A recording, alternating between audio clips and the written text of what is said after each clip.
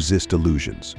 Never forget or despise where and how you started, because it is your correct historical chronology that enables you to appreciate the present and empowers you to step into a positive future.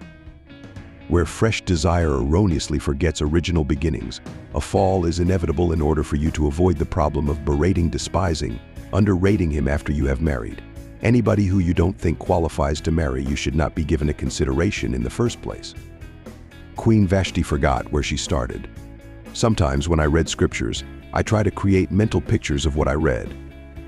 When I read that passage, what came to my mind is a situation where Vashti got married to a young army officer named Ahasuerus, who probably approached Vashti a little shy and timid while trying to win the heart of this beautiful queen.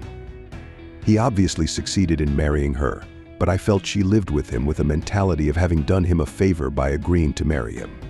The same with many women. They have this mindset that they did the man a favor by agreeing to marry him. In order for you to avoid the problem of berating, despising, underrating him after you are married, anybody who you don't think qualifies to marry you should not be given a consideration in the first place. This could apply in the reverse order. Never hold your husband in little esteem in your heart. Always recognize that he is moving forward. Vashti got married to Ahasuerus as a young, promising officer. He definitely was not a king at that time, but as he grew and rose up in his career, she neither took note of nor acknowledged his rise. I think that was the problem with Vashti. She was unable to see her husband in the new light of who he had grown to become. She could see the fact that her once timid and shy husband had now been lifted, elevated, and promoted. He had become someone of great importance. He was now a victorious warrior with a track record of the conquest of previously great nations. He was now a king of a large empire. A similar illustration in the case of King David and Michal, the daughter of King Saul. 2 Samuel 6 verse 16, King James Version. And as the ark of the Lord came into the city of David, Michal, Saul's daughter, looked through a window and saw King David leaping and dancing before the Lord.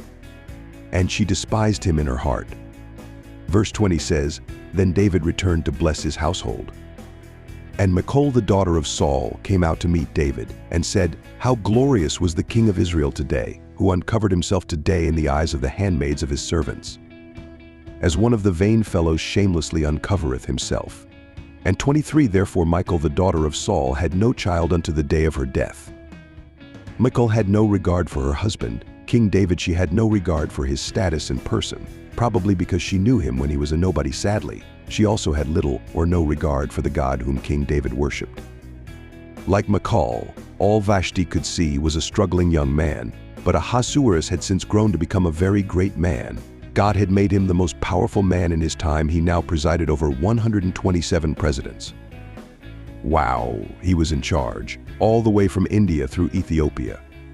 Yet when he calls upon Vashti in the presence of such dignitaries and other citizens, she held him in disregard and refused to answer his call.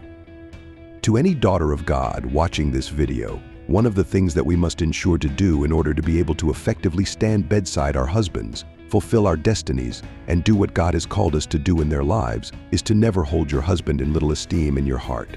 Always recognize that he is moving forward. Never forget or despise where and how you started, because it is your correct historical chronology that enables you to appreciate the present and empowers you to step into a positive future. God bless you.